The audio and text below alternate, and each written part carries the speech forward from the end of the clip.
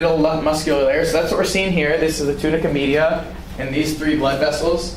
They all have a different diameter. Excuse me. This is a blood vessel at its resting diameter. If you inject yourself with a bunch of epinephrine or adrenaline, that adrenaline goes. What happens? That adrenaline goes into your smooth muscle, your tunica media, and causes it to constrict. And so this is indicating a vasoconstricted blood vessel. If you vasoconstrict all the blood vessels in your body, what do you think is going to happen to your blood pressure? It's going to skyrocket. So, You're gonna stroke. yeah, you might stroke out, seriously. And that is eventually, if you constrict too much, you actually keep blood from getting to certain areas. The sympathetic nervous system, what is a sympathetic nervous system, guys? What do we call that? Fight or flight, right? That's the one that kicks in when you're running from the bear in the forest. Your sympathetic nervous system causes the same exact thing to happen. It constricts all your blood vessels. So vasoconstriction occurs naturally, and you can also do it with, injecting somebody with adrenaline. I always think about that movie Crank. I don't know why. But I think he was on adrenaline. I don't even remember what he was. He was on adrenaline. He was on adrenaline, yeah, okay. Oh, he had to keep taking it or something, or he would die. Right, or his heart would stop, right? He had to keep all his vessels going. So yeah, this is what his blood vessels look like. What's his name? Jason Statham, right? That's what his blood vessels look like in Crank. This right here is a vasodilated artery. Remember, this only happens in arteries, right? Veins don't have a thick tunica media. This is only happening, blood pressure is only regulated in arteries. This artery here is vasodilated. What branch of your nervous system, what division causes vasodilation? Good, parasympathetic nervous system. So you increase the diameter of your vessel, what's going to happen to the pressure in there? It's going to go down, it's going to decrease. So that's why when your rest and digest sympathetic nervous system kicks in, that's why you get really tired and relaxed, because all your blood vessels open up, you're on your lazy boy after Thanksgiving dinner, you're just kind of chilling, you fall asleep immediately. Also the tryptophan in the turkey helps out with that, but most of it is tryptophan. It doesn't really affect you that much. It's actually mostly your blood vessel dilation. Okay, what I want to do is just mention these things, because how many people are in pharm right now? Raise your hand, just a few. You guys are in pharmacology, right? Anybody else? You guys aren't? Okay, so this is good stuff, all right? Pay attention. We've got drugs that influence blood pressure. And what we just learned, this right here, is the foundation of how those drugs work. And you guys will have pharm next semester. So I'm going to do a more detailed podcast of how these drugs work when I get a chance. But we'll talk a little bit about it right now. If you have a drug that does this, how does it treat hypertension? It lowers the blood pressure. So you have an entire class of drugs that vasodilates. These are your ABCDs. It's actually, I wish I would have, when I took pharma, I wish I would have known this. ABCDs are your blood pressure medications. The first drug, the A, is an ACE inhibitor. Excuse me. ACE inhibitors vasodilate your vessels. So, therefore, they cause dilation of blood vessels. So therefore, they will cause a drop in blood pressure. Now, before we talk about angiotensin and before we talk about these other blood pressure drugs, let's talk about renin and where it's released and why it's released. This is also going to pop up a lot in your med-surg pharmacology classes. You got to get this down. So, this is the kidney here. Your renal artery delivers, this isn't important, but your renal artery delivers all of your blood into your kidney. What happens here in the kidney is when the kidney detects that there's a low blood pressure in the body, it secretes a hormone called renin. So under conditions of low blood pressure, think of it like your kidney is a blood pressure sensor. Your kidneys act to, well, what are the normal actions of your kidneys? What do you associate a kidney with? To filter out. To filter and create urine, right? It's the beginning of your urinary system, is to filter all the stuff out of your body. But a secondary function of the kidneys is to detect blood pressure every second of every day. If the kidney detects a low blood pressure, it'll release a hormone called renin. Renin will be released into the bloodstream and activate another molecule called angiotensin and tell it to do its thing. So under normal conditions, this angiotensin molecule, it's a peptide hormone. This angiotensin molecule is inactive. It doesn't do anything. It's just sitting around.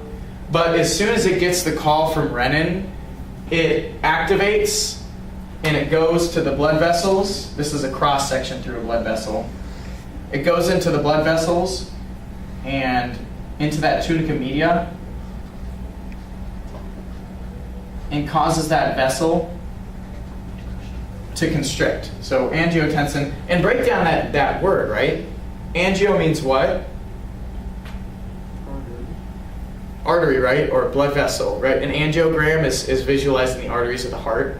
And then tensin, what is that word? Tension. To tense, right? It's really not, yeah. And sometimes we forget to just look at the words, right? We're like, oh crap, what does this word mean? And you just break it down a little bit, and you can find out that it's just tensing the blood vessels. So we get this vasoconstriction event. What happens when you vasoconstrict again? What happens to blood pressure? It increases, right? So to see how this system works, we initially have a low blood pressure in your body. Now, this is just homeostasis of your blood pressure. Your kidneys, believe it or not, do most of homeostasis of your blood pressure, and they do that by working on the diameter of the blood vessels. So as soon as that kidney detects the low blood pressure, it releases that renin. It's a two-step thing. The renin recruits or activates angiotensin, and the angiotensin constricts the blood vessels. So it's kind of a stepwise thing. Here, so let's fill these in. Renin is secreted by the kidney. It causes vasoconstriction of blood vessels. It causes constriction of blood vessels, and that's called vasoconstriction, which is what you see here.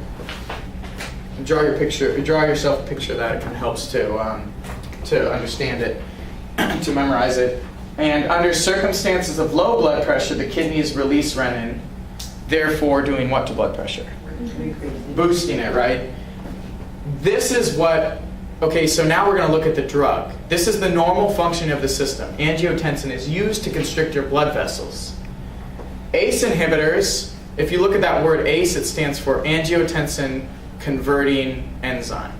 But let's just focus on that A, angiotensin. We have an angiotensin inhibitor. So if we inhibit this, let's just cross out this molecule. If you inhibit the angiotensin, what do you do to the blood vessels?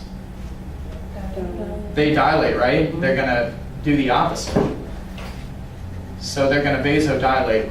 And that is one of the major treatments for blood pressure, is an ACE inhibitor. Somebody might go on an ACE inhibitor if they still want to exercise, because it's not working on the heart at all. You're not affecting the heart one bit if you're on an ACE inhibitor, which is great for somebody who likes to walk. Because if you take a beta blocker, which is going to slow down your heart rate, it binds to the heart and actually slows your heart functioning down, then you're not going to be able to exercise anymore, and that's kind of treating your blood pressure initially. So I would never go on a beta blocker. I would always, if possible, treat or go on an ACE inhibitor, because you still have the ability to exercise on the ACE inhibitor. You wouldn't on the beta blocker. So angiotensin is activated by renin and causes well, the angiotensin normally causes constriction, good. If we inhibit angiotensin with the ACE inhibitor, we cause the vessels to open back up and dilate and cause a decrease in blood pressure, correct? I promise you, understanding this physiology is a key component to getting through your blood pressure meds in pharm. B, so we got our ABCDs. B, these are your beta blockers. How do beta blockers work? They block beta. That's how they work. And beta is binding at the heart. So what happens here? Beta blockers block epinephrine from binding to the heart.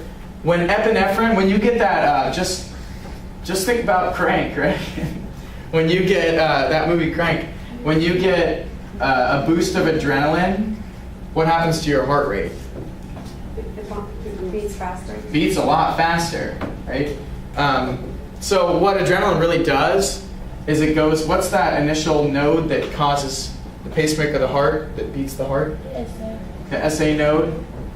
What adrenaline and epinephrine do is they go to the SA node and they just say, speed it up, let's go, let's get the heart rate pumping, let's get the blood pumping faster and harder around the body. So epinephrine under normal circumstances causes an increase in blood pressure by boosting heart rate. Right, and that's what we boost the heart rate at the SA node. Beta blockers block epinephrine from binding to the heart. So how does a beta blocker treat hypertension then? We're blocking epinephrine from binding to that SA node. So first, what does a beta blocker do to the heart rate? It's going to decrease it. And why would a decreased heart rate lower your blood pressure? Because it's not pumping. You're not pumping as much, right? So you're relieving the tension inside the blood vessels. So the beta blockers block epinephrine from binding to the heart. And this is how these medications work. They actually work on the heart itself. ACE inhibitors, the A's, they worked on the blood vessels. So the sympathetic nervous system is, again, the fight or flight, right? When you activate your fight or flight nervous system, you get a natural release of adrenaline. So they consider the beta blockers sympathetic antagonists. Did you guys learn what antagonist means in pharm? Go ahead. We got there yet. Okay, not Stopping quite. it from happening. It stops the sympathetic nervous system from happening. It antagonizes it. Just means it's its enemy. So it blocks the sympathetic nervous system. And that's why when you get to that classification in your ATI book and in your pharmacology book, that's what it means by sympathetic antagonist, is it blocks that sympathetic nervous system. So epinephrine under normal circumstances does what? Increases the heart rate. What would happen if we blocked epinephrine from binding? Decrease that heart rate, and we know that when heart rate goes down, the blood pressure would go down as well. Great. So there's your B. That takes care of your A's and your B's. C, this one's actually pretty straightforward. If every muscle in the body requires calcium, you guys don't have this one, do you? Okay, that's all right. Just write it to the side up there. Just say calcium blocker. Okay, just take some notes to the side there. Every muscle in your body requires calcium to contract. So, your heart is a muscle, right? If you block calcium from getting to the heart, then the heart muscle will not contract as much. And that's how a calcium channel blocker decreases the blood pressure, is it actually inhibits the muscle from contracting as much.